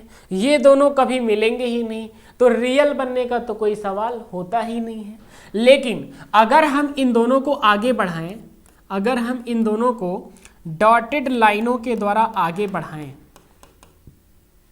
अगर हम इन दोनों लाइनों को डॉटेड लाइनों के द्वारा आगे बढ़ाते हैं तो कहीं ना कहीं यह एक दूसरे को मीट करती हैं, और जहां पे यह मीट करती हैं वहीं पे यह बच्चा बन के तैयार हो जाता है। ठीक है, वहीं पर यह बच्चा बन के तैयार हो जाता है। लेकिन यह कैसी लाइनों के द्वारा बना हुआ है? तो आप देख रहे हो यह डॉटेड लाइनों के द्वारा इसका निर्माण हुआ है, डॉटेड लाइनों के द्वारा बना हुआ है। तो आप कहोगे कि सर यह वर्चुअल इमेज है। आपको इस पूरे लाइट चैप्टर में जहां भी कोई इमेज डॉटेड लाइनों के द्वारा बनी होगी, आप तुरंत कहिएगा कि वो इमेज जो है वह वर्चुअल इमेज है। वह कैसी इमेज है? वह वर्चुअल इमेज है। ठीक है, जहां पर इस तरीके से डॉटेड लाइनों के द्वारा नहीं, इन लाइनों के द्वारा जब इमेज बनेगा तो आपका तुरंत आंसर होना चाहिए कि इन लाइनों के द्वारा जो इमेज बनेगी वह रियल इमेज होगी। वह क्या होगी? रियल इमेज होगी। क्लियर है? चलिए एक बात और ये याद रखिएगा कि प्लेन मिरर में जो इमेज बनता है वह ऑलवेज बिहाइंड द मिरर होता है। इसमें लिख लीजिए कि इसमें क्या होता है? Behind the mirror. Behind the mirror, behind the mirror मतलब मिरर के पीछे। जब आप खड़े रहते हो तो आप देखते हो आपकी इमेज बनती है, तो उसमें क्या होता है कि मिरर के जस्ट बिहाइंड होता है। जितनी डिस्टेंस पे आप खड़े रहोगे उसके जस्ट उतनी ही डिस्टेंस पे बैक साइड में आपकी इमेज बनेगी। तो ये याद रखिएगा, ये इंपॉर्टेंट है। यह क्वेश्चंस यहाँ से आप सभी के एग्जाम में पूछा जाएगा। ठीक है, यहाँ से पूछा जाएगा कि नेचर बताइए उसका। ठीक, ये आप समझ गए। अब चलिए बात करते हैं कि इस प्लेन मिरर में, इस प्लेन मिरर से कितने क्वेश्चंस और किस प्रकार क्वेश्चन आपके एग्जाम में पूछा जा सकता है। ठीक है, तो याद रखिएगा पहला क्वेश्चन कैसे पूछेगा। Question number first, question number first यह है कि आपसे कहेगा एक प्लेन मिरर है, यह एक प्लेन मिरर हो गया, और इस प्लेन मिरर के 10 सेंटीमीटर की दूरी पर, इस 10 सेंटीमीटर की दूरी पर एक लड़का जो है, इस 10 सेंटीमीटर की दूरी पर एक लड़का जो है यहाँ पे खड़ा हुआ है। ठीक है, यहाँ पर तो बोलेगा कि बताइए कितनी सेंटीमीटर दूरी पर इमेज बनेगा। तो याद रखिएगा अगर 10 सेंटीमीटर की दूरी पर खड़ा है तो 10 सेंटीमीटर की दूरी पर ही इमेज बनेगी। इमेज 10 सेंटीमीटर की ही दूरी पे बनेगी, लेकिन back side of the mirror, back side of the plane mirror, इस प्लेन मिरर के पीछे। ठीक, याद रहेगा, बता लोगे। अगर 10 सेंटीमीटर पे कोई खड़ा है तो 10 सेंटीमीटर पे, अगर 5 पे खड़ा है तो 5 सेंटीमीटर पे, 2 पे खड़ा है तो 2 सेंटीमीटर पे। ठीक है, ये पहला क्वेश्चन। देखिए दूसरा क्वेश्चन किस प्रकार पूछेगा। दूसरा क्वेश्चन किस प्रकार पूछेगा? दूसरा क्वेश्चन आपसे यह कहेगा कि अगर कोई व्यक्ति, बोलेगा अगर कोई व्यक्ति किसी प्लेन मिरर के सामने, ये देखिए एक प्लेन मिरर हो गया, यह एक प्लेन मिरर हो गया, इस प्लेन मिरर के सामने एक व्यक्ति 2 मीटर पर सेकंड की स्पीड से इस प्लेन मिरर की तरफ दौड़ रहा है। ठीक है, तो इसकी इमेज भी क्या होगी? इसकी तरफ दौड़ लगाएगी। तो पूछेगा कि बताइए इसकी जो इमेज है वह कितने मीटर पर सेकंड की स्पीड से इस ऑब्जेक्ट की तरफ दौड़ लगाएगी। तो याद रखिएगा आपका आंसर क्या होगा? आपका आंसर क्या होगा? यहां से जस्ट मल्टीप्लाई कर दीजिएगा 2 का, तो ये हो जाएगा 4 मीटर पर सेकंड। क्या हो जाएगा? 4 मीटर पर सेकंड। याद रहेगा, अगर कोई 2 मीटर पर सेकंड की स्पीड से प्लेन मिरर की तरफ दौड़ रहा है तो इमेज जो है वह 4 मीटर पर सेकंड की स्पीड से आएगी। अगर वो 10 मीटर पर सेकंड की स्पीड से दौड़ रहा है तो जस्ट उसका डबल 20 मीटर पर सेकंड की स्पीड से वह इमेज जो है उस ऑब्जेक्ट की तरफ आएगी। क्लियर है? क्लियर है यहां तक? चलिए तीसरा क्वेश्चन देखते हैं कि तीसरा क्वेश्चन प्लेन मिरर में कैसे पूछेगा। तीसरा क्वेश्चन देखते हैं। तीसरे क्वेश्चन में क्या है? आपसे यह कहता है कि जैसे मुझे अपना फुल इमेज देखने के लिए किसी प्लेन मिरर में मिनिमम कितना बड़ा प्लेन मिरर का ज़रूरत होगा। ठीक है, जैसे यह एक बच्चा है, यह एक बच्चा है और इसकी हाइट है 160 सेंटीमीटर। अब ये अपनी मम्मी से जिद कर लिया है कि मम्मी हमको एक ऐसा प्लेन मिरर दिलाओ, एक ऐसा प्लेन मिरर दिलाओ जिससे कि हम अपना पैर से लेकर के सर तक उसमें देख सकें। इसका अर्थ है कि यह बच्चा अपना पूरा फुल इमेज उसमें देखना चाहता है और उसकी मम्मी के पास पैसा तो है नहीं। अब वो सोच रही हैं कि हम मार्केट से छोटा कितना छोटा प्लेन मिरर खरीद लें जिससे कि हमारे बच्चे की पूरी फुल इमेज उसमें आ जाए। तो कैसे होगा? तो आप याद रखिएगा, जब इस तरीके से क्वेश्चन पूछेगा तो आप क्या करोगे, ऑब्जेक्ट की हाइट बाई 2 कर देना। ठीक है, तो ऑब्जेक्ट की हाइट कितनी है 160 सेंटीमीटर। ऑब्जेक्ट की हाइट कितनी है 160 और बाई 2 कर दो, अर्थात मिनिमम आप 80 सेंटीमीटर का प्लेन मिरर का जरूरत होगा। आप जो है कितना बड़ा प्लेन मिरर लोगे तो 80 सेंटीमीटर का प्लेन मिरर आपको जरूरत होगा। आप 80 सेंटीमीटर लंबा अगर प्लेन मिरर लेते हो तो यहाँ से पूरी फुल इमेज जो है वह दिखाई देगी। क्लियर है? ये देखिए बच्चा एकदम खुशी से नाच रहा है, ये देखो। ठीक है, दिख रहा है कि नहीं? ये बच्चा देखो ना जरा, एकदम मस्ती से झूम रहा है। ठीक, चलिए अगला क्वेश्चन कैसे पूछेगा। अगला क्वेश्चन भाई आ जाओ, देखो चौथा क्वेश्चन क्या बोलेगा। बोलेगा कि एक प्लेन मिरर है और इस प्लेन मिरर की हाइट जो है वह 170 सेंटीमीटर है। कितनी है 170 सेंटीमीटर। तो कहेगा कि ये बताइए मैक्सिमम कितना लंबा ऑब्जेक्ट इसमें कंप्लीटली देखा जा सकता है। तो क्या करना पड़ेगा, 170 सेंटीमीटर लंबा तो मिरर ही है, तो इसका मतलब इसका जस्ट डबल, तो 170 का डबल कर दो 340 340, मतलब कि 340 सेंटीमीटर लंबा आदमी होगा क्या 340 सेंटीमीटर लंबा। अरे मान लो अगर कोई होगा तब भी वह जो है इसमें दिखाई देगा। ठीक है, क्लियर है कि नहीं, बातें समझ रहे हो। तो ये 4 क्वेश्चंस जो हैं यहां से इस प्लेन मिरर से आप सभी के एग्जाम में पूछे जाएंगे। ये रहा पूरा प्लेन मिरर का होल कंक्लूजन। ठीक है, प्लेन मिरर क्या होता है, कैसी इमेज बनती है और किस प्रकार जो है क्वेश्चंस आप सभी के एग्जाम में देखने को मिलते हैं, यह आपने यहाँ पे देखा और समझा। ठीक है, चलिए अब नेक्स्ट टॉपिक की तरफ हम लोग मूव करते हैं और उसमें देखते हैं कि अगला टॉपिक आपका क्या है।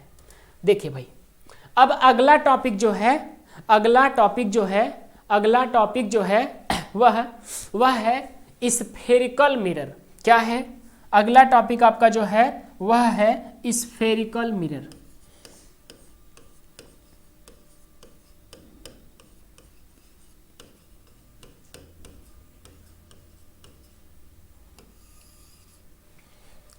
Spherical mirror. ठीक है, अब ध्यान से मेरी बातों को समझो, यह इंपॉर्टेंट टॉपिक है, यह जो है यह इंपॉर्टेंट टॉपिक है, याद रखिएगा, पहले ही मैं आपको बता दे रहा हूं। यहां से MCQs questions, numericals questions, theory वाले पोर्शंस, सारे क्वेश्चंस यहां से आप सभी को देखने को मिल जाएंगे। ठीक है, अब आप सबसे पहले ये समझिए, यह जो स्फेरिकल मिरर है इसमें आपको 2 प्रकार के मिरर को पढ़ना है, कॉनकेव और कॉन्वेक्स, कॉनकेव मिरर और कॉन्वेक्स मिरर। ठीक है, ये कॉनकेव कहां से आ गया, यह कॉन्वेक्स कहां से आ गया, इस फिगर की मदद से पहले आप समझिए।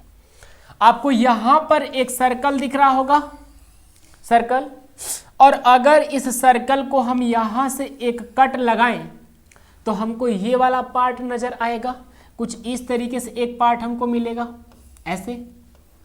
ठीक है, और अगर इस सर्कल को हम यहां से कट लगाएं तो हमको कुछ इस तरीके से एक पार्ट नजर आएगा। तो ये वाला जो पोर्शन आपको दिख रहा है यह क्या है, यह कॉनकेव है, जबकि ये वाला पोर्शन जो आपको दिख रहा है यह क्या है, कॉन्वेक्स है। यह क्या है, कॉन्वेक्स है। इस फिगर को हटाओ, इसकी कोई जरूरत यहां पे नहीं है। देखो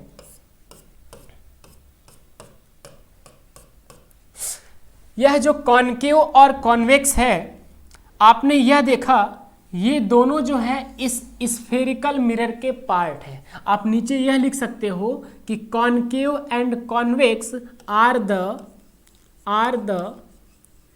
part of spherical mirror,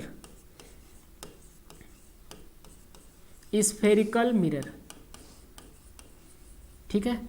concave and convex mirror are the part of spherical mirror, ठीक है। इतनी बात तो आपको समझ में आई गई। अब आप जरा ये देखो भाई, यह जो स्फेरिकल मिरर का पार्ट था, तो आपने ये देखा कि इस तरीके से कुछ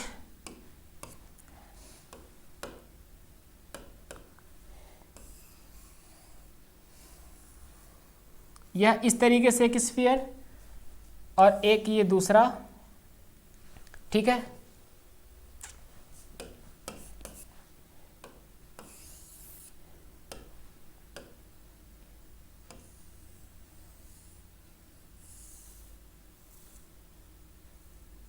ये हो गया, ठीक है। अब इधर देखिए, यहां पर यह एक स्फीयर है, या फिर आपको यह एक सर्कल नजर आ रहा होगा।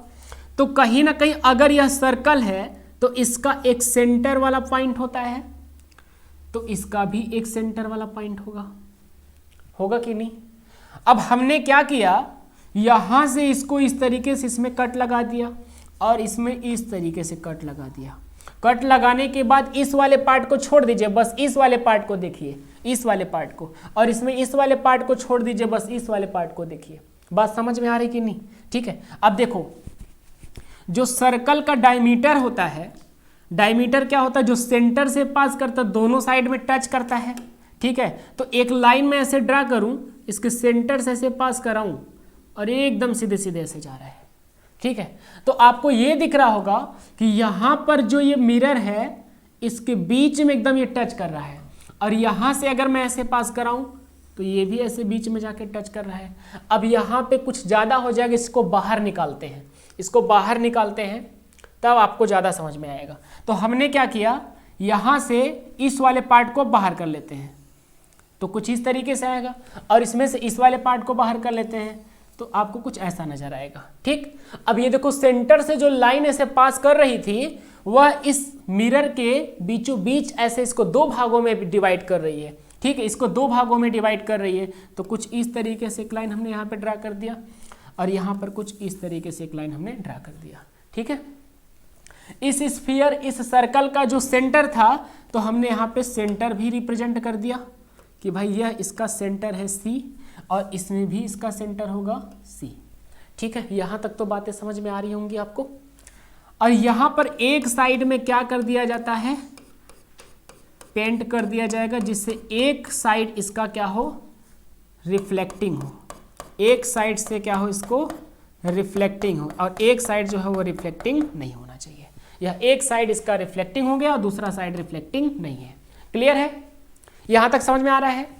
अब देखिए भाई, यह जो आप C देख रहे हो, तो यह मिरर के लिए हो गया, तो इसका नाम क्या हो जाएगा, तो याद रखिएगा, इसको बोलते हैं सेंटर ऑफ कर्वेचर,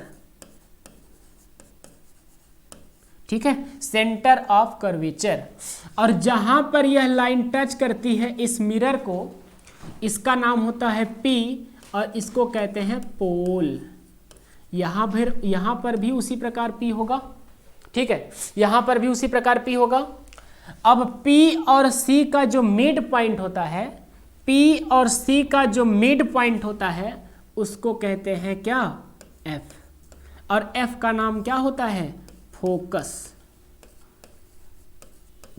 F का नाम क्या होता है, फोकस। उसी प्रकार यहां पर भी क्या हो जाएगा, फोकस,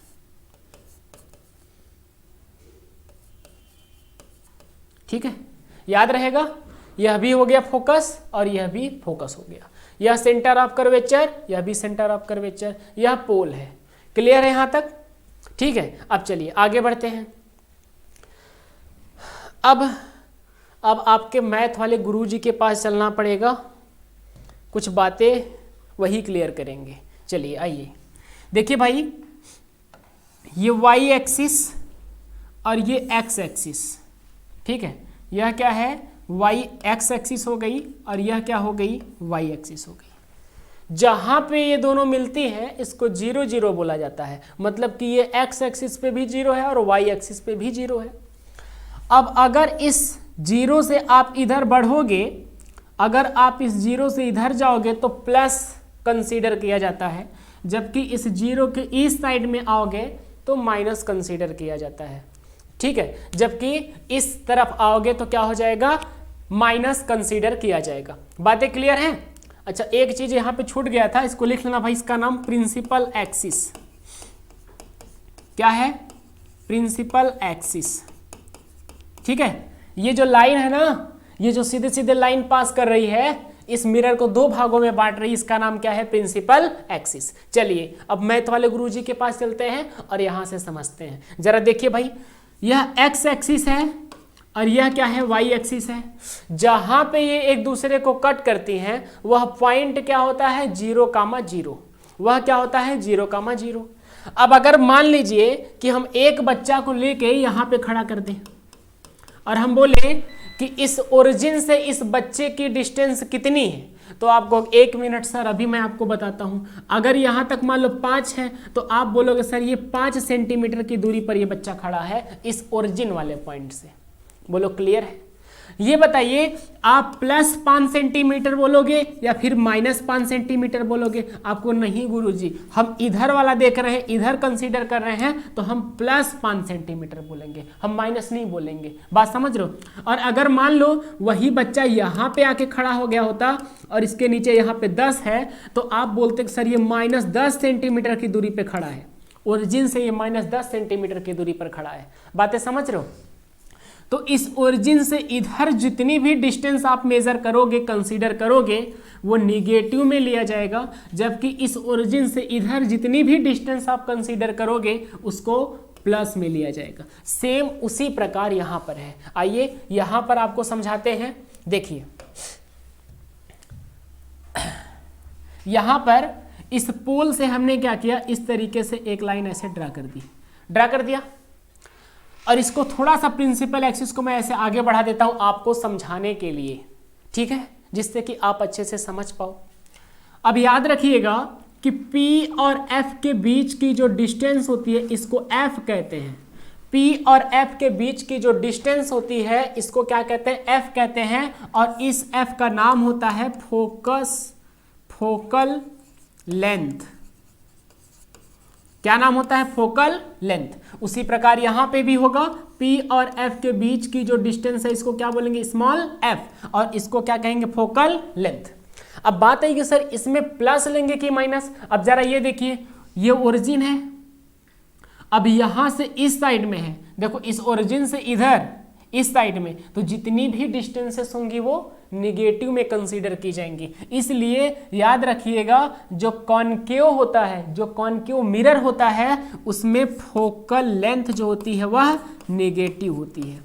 उसमें जो फोकल लेंथ होती है वह निगेटिव होती है, ठीक है। जबकि इसमें देखिए, यहां पर अगर एक लाइन ऐसे ड्रा कर दूं तो यहां पर इस ओरिजिन के इस साइड में, देखिए ये ओरिजिन हो गया, तो इस ओरिजिन के इस साइड में डिस्टेंस को कंसीडर कर रहा है, तो यहाँ पे f की वैल्यू क्या होगी, पॉजिटिव, ठीक।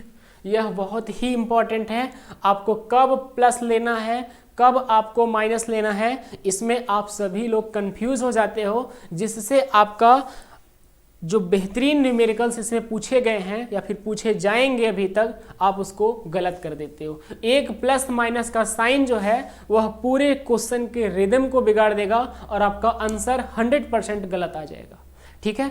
चलिए हो गया। चलिए अब इसी में थोड़ा सा आगे हम लोग और बढ़ते हैं, इसी में अपनी बातों को और आगे बढ़ाते हुए आगे चला जाए। इसमें याद रखिएगा, यह जो कॉनकेव होता है यह कन्वर्जिंग लेंस है। अब आपको सर ये कन्वर्जिंग कहां से आ गया, कन्वर्जिंग, यह कन्वर्जिंग है। यह मिरर जो है कॉनकेव मिरर जो है यह कन्वर्जिंग होता है, जबकि यह जो होता है यह डाइवर्जिंग होता है, यह डाइवर्जिंग होता है। अरे यह कन्वर्जिंग और डाइवर्जिंग क्या होता है, याद रखिएगा।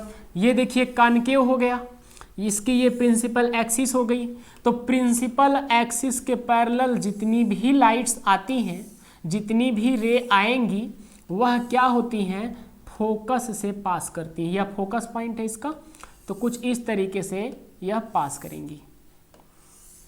यह क्या कर रहा है, यह सारी लाइट को किसी एक पॉइंट पे मिला दे रहा है, कन्वर्ज कर दे रहा है। बातें समझ रहे हो, कन्वर्ज कर दे रहा है। इसलिए कॉनकेव मिरर को कन्वर्जिंग मिरर बोला जाता है। आपको न्यूमेरिकल में वह कॉनकेव मिरर ना दे करके वह कन्वर्जिंग मिरर दे देगा और आप कंफ्यूज हो जाओगे कि f की वैल्यू हमको प्लस लेना है कि माइनस लेना है। ठीक, तो इसलिए याद रखिएगा, अगर कन्वर्जिंग बोलता है तब पर भी वह कॉनकेव मिरर के बारे में ही बात कर रहा है। ठीक है, चलिए अब डाइवर्जिंग की बात किया जाए तो डाइवर्जिंग में देखिए यह एक कॉन्वेक्स मिरर है और इसमें जो प्रिंसिपल एक्सिस के पैरेलल लाइट्स आती हैं वह क्या करती हैं, दूर दूर भागती हैं, इस तरीके से। ऐसे देख रहे हो आप सभी, ये लाइट्स आ रही हैं और ये जा रही हैं,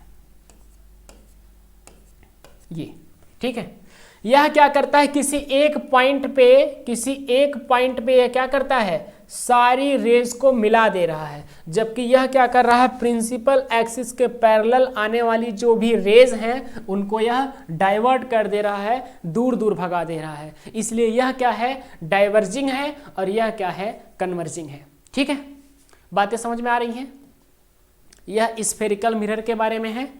आप स्क्रीनशॉट ले लो, तब तक मैं पानी पीता हूँ।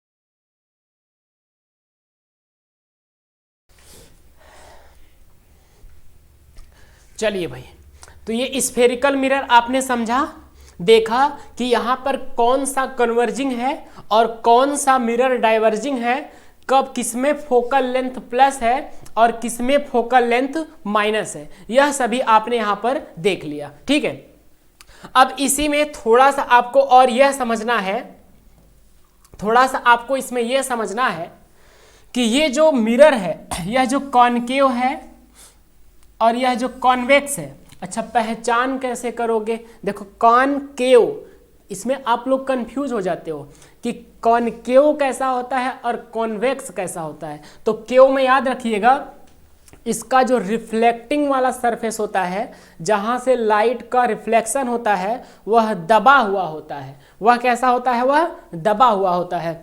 जबकि कॉन्वेक्स का क्या होता है, उसका रिफ्लेक्टिंग वाला सरफेस जो होता है वह उभरा हुआ होता है। बातें समझ रहे हो, वह उभरा होगा। जैसे आप लोग के घर पे जो स्पून होता है जिसकी मदद से आप खाना खाते हो, उसमें अगर इस तरीके से देखो, जिधर से खाना को रखते हो आप लोग, वह क्या है, वह दबा हुआ है। लेकिन उसके बैक साइड वाला क्या होता है, उभरा होता है। तो बैक साइड वाले से देखोगे तो वह कॉन्वेक्स है, जबकि इधर वाले आगे की साइड से देखोगे तो वह कॉनकेव है। तो याद रखिएगा कि कॉनकेव क्या होता है और कॉन्वेक्स क्या होता है। ठीक है, चलिए अब यहां पे हमने आपको बताया कि भाई आप जो है एक ऐसे लाइन ड्रा कर दोगे तो इसको प्रिंसिपल एक्सिस बोलेंगे, यहां पर C और यहां पर ये क्या हो जाएगा, F हो जाएगा। एक बात याद रखिएगा कि C और P के बीच की जो डिस्टेंस होती है इसको R कहते हैं, इसको रेडियस कहते हैं। अरे भाई ये सर्कल है तो सर्कल में C और यहाँ तक की जो दूरी होती है इसको R कहते हैं, रेडियस कहते हैं। ठीक है, जबकि यहाँ से यहाँ तक की जो दूरी होती है वो F होता है। तो f और r में एक रिलेशन आपसे पूछा जाएगा कि f और r में क्या रिलेशन है। तो बताइए जरा, अगर हम इस r को अगर इस r का 2 भाग कर दें तो कहीं ना कहीं वह f के बराबर होगा। इसलिए आप याद रखिएगा f बराबर r/2। मतलब अगर हम रेडियस को आधा कर दें तो क्या मिल जाएगा, फोकल लेंथ मिल जाएगी। ठीक है, तो क्वेश्चन में ये दे सकता है कि रेडियस इतनी है तो फोकल लेंथ बताओ। ठीक, तो वहां से यहां से आप जो है फोकस दूरी, फोकल लेंथ को निकाल सकते हो। क्लियर? चलिए अब हम लोग आगे बढ़ते हैं। अब आपको ये समझना है, आपने ये देखा कि यह कॉन्वेक्स क्या है, कॉनकेव क्या है, किसमें प्लस होता है, किसमें माइनस होता है, यह सभी आपने देख लिया। अब हम लोग आगे बढ़ते हैं और समझते हैं कि किसमें कितनी इमेज बनती हैं। ठीक है, और इस इमेज से भी पहले आपको ये समझना है कि अगर प्रिंसिपल एक्सिस के पैरेलल लाइट आएगी तो वो कहाँ से पास करेगी, सेंटर ऑफ कर्वेचर से लाइट आएगी तो कहाँ से पास करेगी, ये चीज़ें आपको जानना जरूरी है। ठीक है, चलिए तो सबसे पहले हम लोग इसी को समझते हैं। देखिए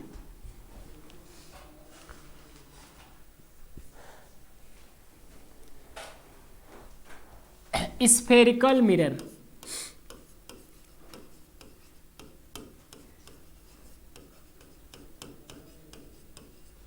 स्फेरिकल मिरर, इस स्फेरिकल मिरर में आपने देखा कि 2 प्रकार के मिरर हम लोगों को पढ़ना और समझना है। एक कॉनकेव है और दूसरा क्या है, कॉन्वेक्स है। ठीक है, कॉनकेव और कॉन्वेक्स है। तो आपको ये याद रखना है, देखो कॉनकेव 1 हो गया, 2 और यहाँ पे ये 3 ही फिगर की जरूरत पड़ेगी। और उसी तरीके से ये कॉन्वेक्स 1, 2 के बाद ये 3। ठीक है, चलिए सभी का मैं प्रिंसिपल एक्सिस बना लेता हूं। ये प्रिंसिपल एक्सिस हो गया इसका,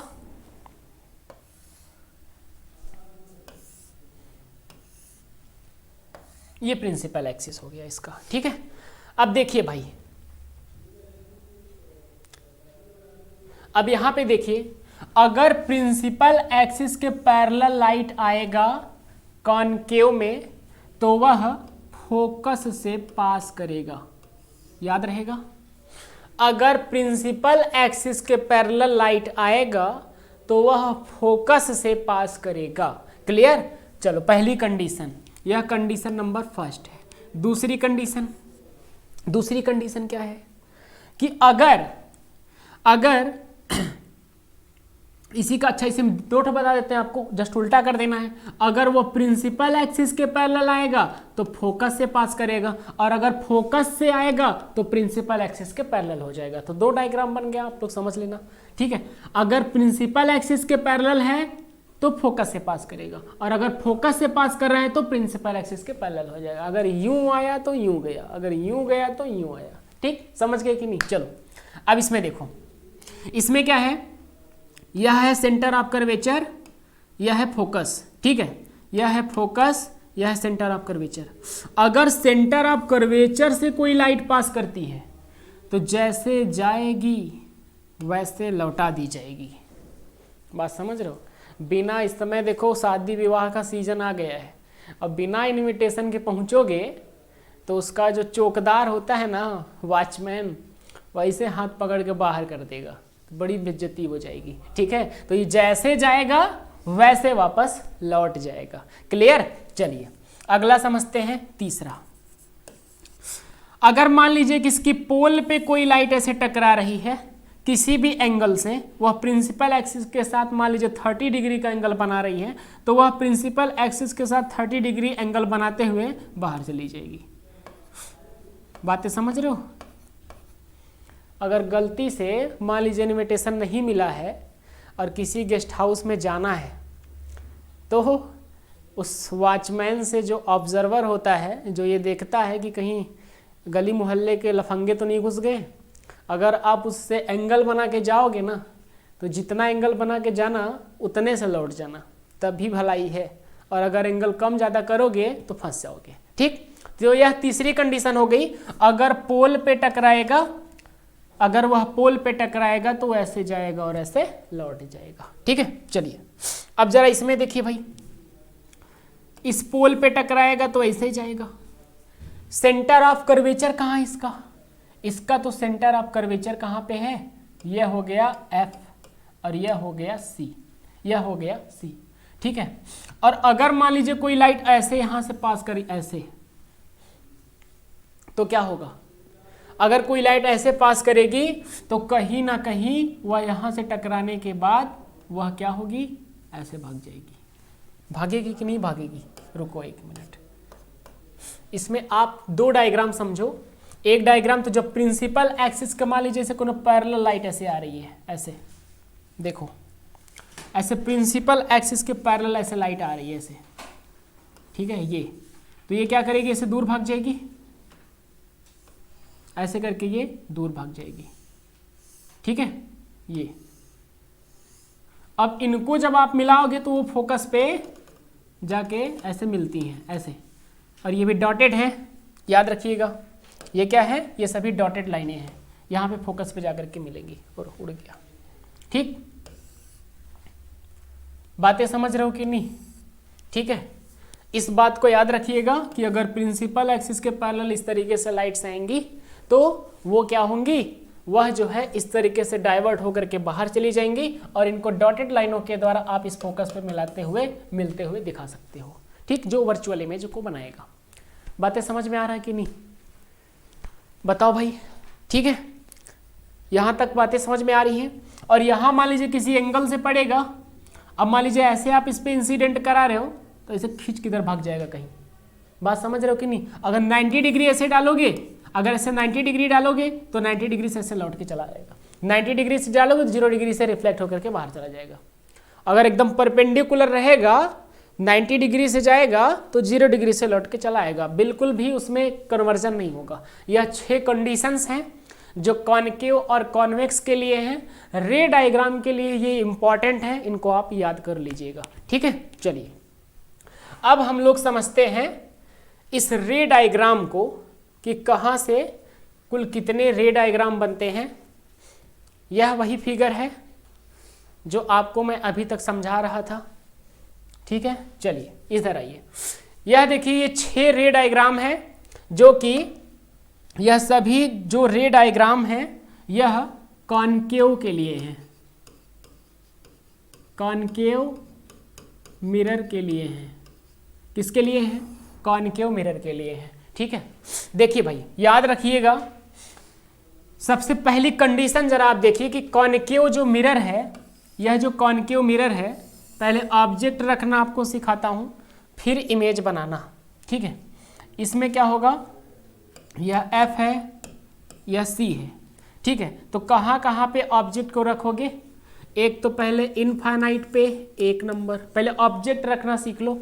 पहले इनफाइनाइट 1 नंबर, दूसरा इनफाइनाइट और C के बीच में 2, तीसरा C पे रख दो 3, चौथा C और F के बीच में 4, पांचवा F पे, छठा P और F के बीच में।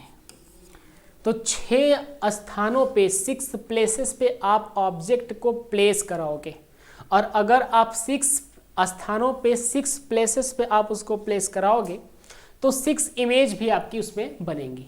ठीक है, कितनी इमेज बनेंगी? 6 इमेज बनेंगी। पहले ऑब्जेक्ट को फिर से देखो, इनफाइनाइट पे 1, C के पहले बियॉन्ड द C 2, C पे रखो 3, C और F के बीच में 4, F पे 5 और F और P के बीच में क्या हो जाएगा? 6। F और P के बीच में क्या हो जाएगा? 6। तो ये 6 स्थानों पे आपको इस ऑब्जेक्ट को क्या करना है? रखना है। अब इमेज भी बनेगी, तो इमेज कहाँ कहाँ बनेगी? याद रखना भाई, इमेज जो है आप याद रखो कि कहाँ कहाँ बनेगी। जब आप इनफाइनाइट पे रखोगे तो इमेज जो है इस F पे बनेगी, बहुत हाईली डिमिनिश्ड होगी, बहुत छोटी हो जाएगी।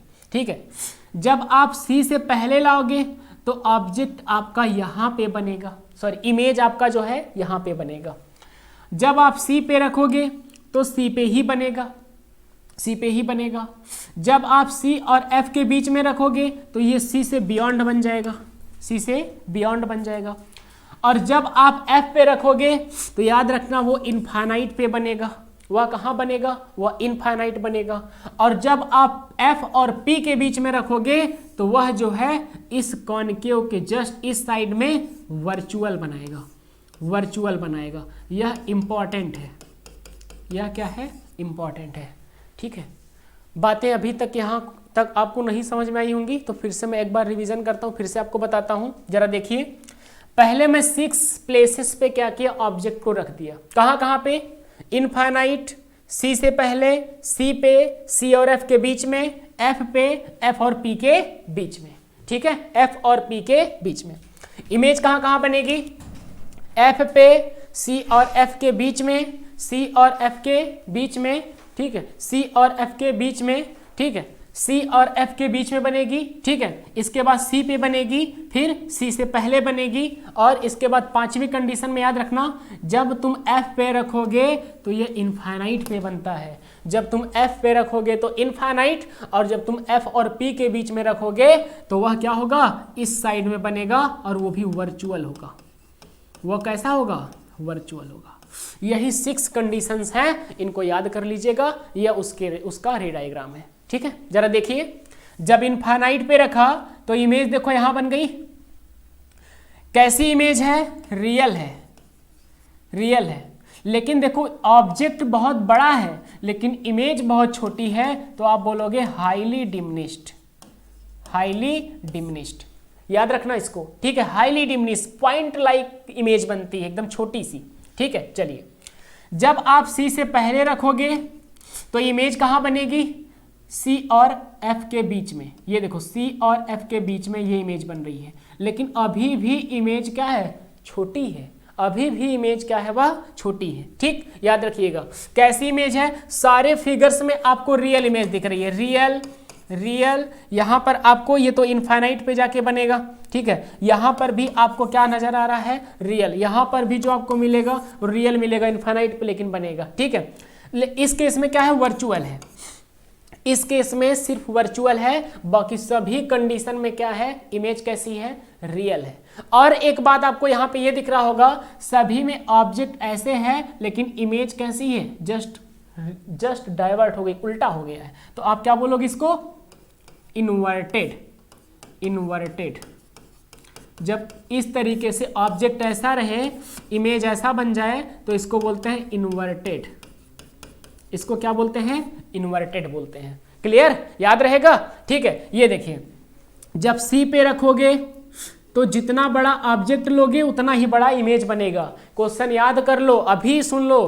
पूछेगा कि कॉनकेव मिरर में ऑब्जेक्ट को कहां पे प्लेस कराया जाए जिससे ऑब्जेक्ट और इमेज की लेंथ जो है वह इक्वल रहे। ऑब्जेक्ट और इमेज की लेंथ इक्वल रहे।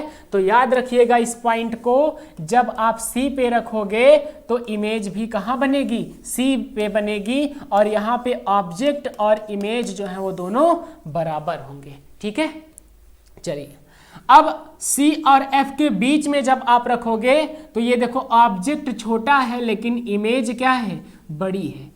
ऑब्जेक्ट छोटा है लेकिन इमेज क्या है? बड़ी है। इस कंडीशन में देखो इमेज बड़ी हो गई, तो बोलता है कि कॉनकेव मिरर में ऑब्जेक्ट को कहां पे प्लेस कराया जाए जिससे रियल और लार्जर देन ऑब्जेक्ट के इमेज हमको मिल जाए। तो याद रखिएगा इस कंडीशन को, यह कंडीशन इंपॉर्टेंट है। ठीक है, जब आप सी और एफ के बीच में रखोगे तो जो इमेज आपको मिलेगी वह लार्जर देन ऑब्जेक्ट होगी। ठीक, अभी तक देखो तीनों कंडीशन में लार्जर देन ऑब्जेक्ट का नहीं हुआ है। ऑब्जेक्ट ही इसमें बड़ा है, इमेज छोटी। इसमें जितना बड़ा ऑब्जेक्ट उतना बड़ा इमेज। लेकिन इस कंडीशन में जितना बड़ा ऑब्जेक्ट है उससे लार्जर क्या है? इमेज है। ठीक, तो इस कंडीशन को याद रखिएगा। पांचवी कंडीशन जो होती है इसमें तो इनफाइनाइट पे बनता है, और छठी कंडीशन यह है कि जैसा आपका ऑब्जेक्ट रहता है ऐसे तो आपकी इमेज भी इसी तरीके से बनती है, लेकिन ये कैसी होती है? यह वर्चुअल होती है। हमने बताया था कि जब डॉटेड लाइनों के द्वारा कोई इमेज बनती है तो उसको वर्चुअल इमेज कहते हैं। तो ये कैसी इमेज है? यह वर्चुअल इमेज है। बाकी सभी फिगर्स में कैसी इमेज आपको दिख रही है? वह कैसी इमेज दिख रही है? तो वह रियल इमेज दिख रही है। बातें क्लियर हो गई? यहां तक बातें आपको समझ में आ रही है? तो अभी आपको यह समझना है, इसको अपनी कॉपी में नोट कर लेना। जब आपसे बोल दे कि ऑब्जेक्ट की हाइट और इमेज की हाइट, इमेज की लेंथ दोनों बराबर हो तो पोजीशन जरा बताओ कहाँ पे रखोगे? तो भैया याद रखना, ऑब्जेक्ट को सी पे रखो, इमेज सी पे बन जाएगी।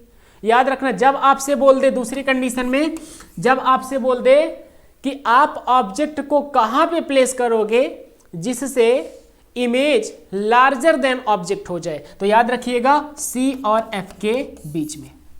सी और एफ के बीच में रखने पर ऑब्जेक्ट जो इमेज जो है वह ऑब्जेक्ट से बड़ी होती है। जबकि पांचवी कंडीशन में अगर एफ पे रखोगे तो इनफाइनाइट बन जाएगा और एफ और पी के बीच में रखोगे तो वो वर्चुअल आपको मिलेगा। क्लियर है? यहां तक कोई समस्या है?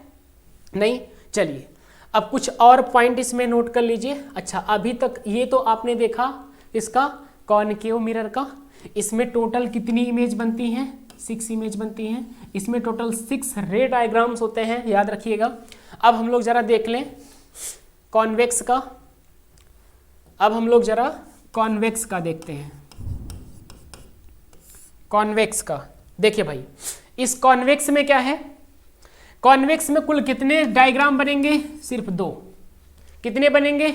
सिर्फ 2 बनेगा। कौन कौन सा? इधर देखिए, यह है और एक यहां पे ये ले लेते हैं। ठीक है,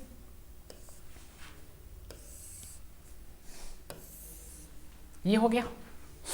पहली कंडीशन तो यह है कि जब आप इनफाइनाइट किसी ऑब्जेक्ट को रखोगे, इनफाइनाइट पे जब आप किसी ऑब्जेक्ट को रखोगे तो रेज ऐसे आएंगी और यहां से टकरा करके ये ऐसे चली जाएंगी। यहां पे इसका होता है फोकस, यहां पे होता है सेंटर ऑफ कर्वेचर। लेकिन इन लाइनों को जब आप डॉटेड लाइनों के द्वारा ऐसे मिलाओगे तो यहां पे मिलती हुई प्रतीत होंगी ऐसे। ठीक है, तो यहां पर एक इमेज बनेगा। क्या बनेगा? यहां पर एक इमेज बनेगा। ठीक है, यहां पर एक इमेज बनेगा। ठीक है, याद रखिएगा इसको। ठीक, जब इनफाइनाइट पे रखोगे ऑब्जेक्ट को तो इमेज कहां बनेगी? फोकस पे। कहां बनेगी? फोकस पे। इमेज का नेचर क्या होगा? वर्चुअल। इमेज का नेचर क्या होगा? वर्चुअल। इमेज की साइज क्या होगी? हाईली डिमिनिश्ड, बहुत ही छोटी। ठीक, ये पहली कंडीशन। दूसरी कंडीशन में आप इसके सामने कहीं भी रखो, इनफाइनाइट और इस पी के बीच में कहीं भी रखो, ऑलवेज जो इमेज होगी वह कहां बनेगी? वह इस F और P के बीच में बनेगी। F और P के बीच में बनेगी। आप कहीं भी रखो, मन करे यहां रखो, यहां रखो, यहां रखो, यहां रखो, जहां आपकी इच्छा करे वहां रख लो।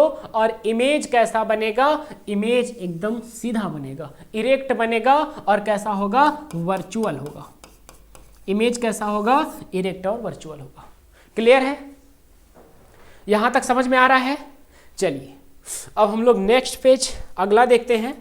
इसमें कुछ आपको डायग्राम बताने हैं अभी। और अब याद रखिएगा ये भाई मिरर फार्मूला,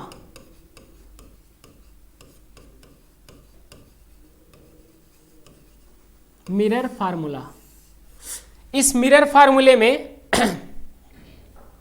इस मिरर फार्मूले में आप ये याद रखिएगा कि 1/f is equal to 1/v plus 1/u। यह है मिरर फार्मूला। v भी प्लस है और u भी प्लस है। अब आप ये याद रखिएगा u क्या होता है? Length of object. Object length कह सकते हो आप। क्या? ऑब्जेक्ट, चलो ऑब्जेक्ट डिस्टेंस। ठीक है, ऑब्जेक्ट डिस्टेंस, ऑब्जेक्ट डिस्टेंस।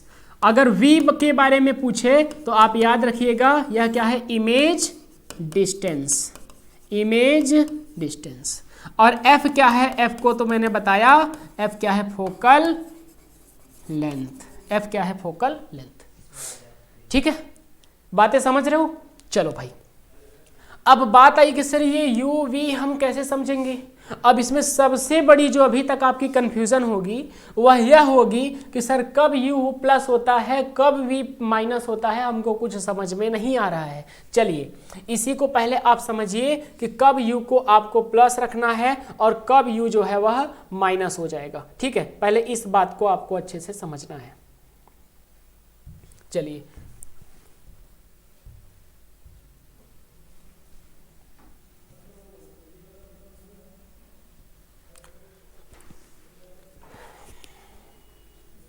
देखिए, आइए इस फिगर में, और इस फिगर में पहले कॉनकेव के लिए आपको समझाते हैं कि कब u प्लस होता है, कब u माइनस हो जाता है, v माइनस होता है, प्लस होता है। इसके बारे में पहले आपको अच्छे से क्लियरली समझाते हैं। ठीक है,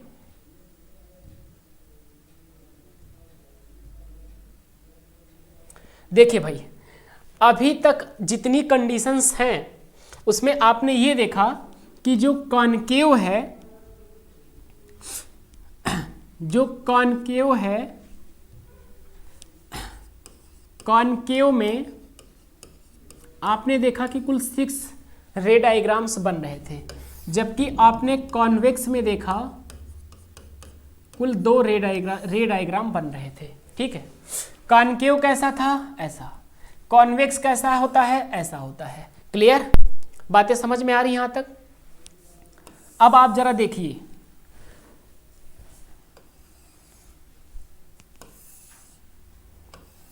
ये हो गया। ठीक है, आप जितने भी ऑब्जेक्ट को इस कॉनकेव में प्लेस कराए थे वह सभी ऑब्जेक्ट इस यहां से, इस पोल से इधर प्लेस कराए थे। आप सबको इधर ही तो प्लेस कराए थे, और हमने आपको बताया था कि इस ओरिजिन पॉइंट से, यहां से, इस पोल से इधर की जितनी भी डिस्टेंसेस होती हैं वह सब क्या होती हैं, माइनस होती हैं। जैसे आप जब यहां ऑब्जेक्ट को प्लेस कराओगे, यह ऑब्जेक्ट है, यह क्या है, ऑब्जेक्ट है, तो ऑब्जेक्ट यहां पे है, तो ऑब्जेक्ट की जो लेंथ होती है यहां से इस P के बीच की, इसी को U कहते हैं। बातें समझ में आ रही कि नहीं?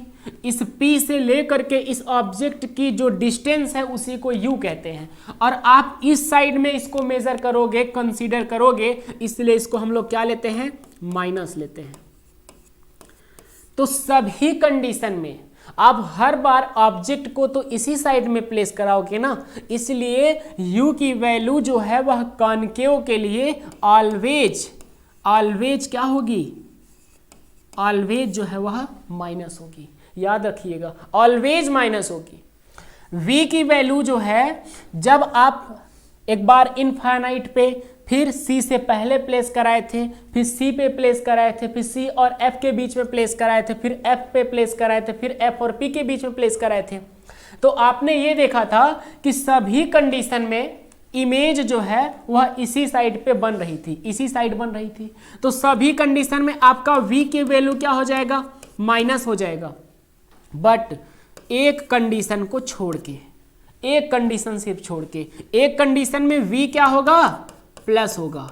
अरे कब प्लस होगा, जब आप ऑब्जेक्ट को F और P के बीच में प्लेस कराओगे। When object are placed between P and F, then the value of V is positive। तब क्या होगा, V की वैल्यू पॉजिटिव होगा। बातें समझ में आ रही कि नहीं? ठीक है, V और U आपको समझ में आ रहा है। ऑब्जेक्ट यहां रखोगे तो यहां से यहां तक अपना रस्सी ऐसे खींचो, इंची टेप लगाओ और बताओ ये कितनी लेंथ है, वही जो है ऑब्जेक्ट की लेंथ है।